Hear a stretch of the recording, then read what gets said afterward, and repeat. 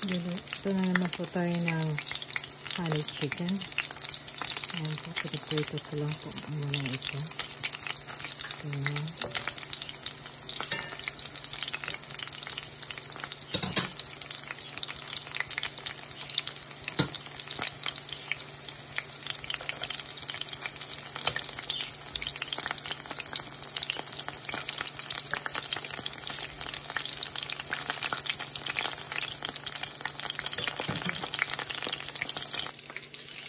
Yan po, marami na akong naluto. Mga sandali na lang. Pag matapos pa natin lutuin lahat, ay gagawa po ako ng sauce.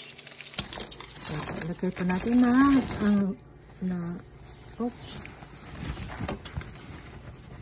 chicken. Fried chicken.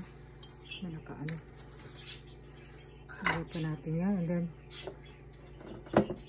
ayan po, halo na po natin ang sauce niya at sesame seeds po. Ayan, ready na po siyang kainin.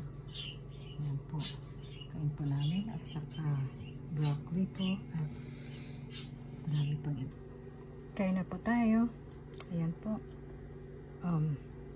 kanin, broccoli, tapos yung honey chicken. Thank you po. Kain na po tayo.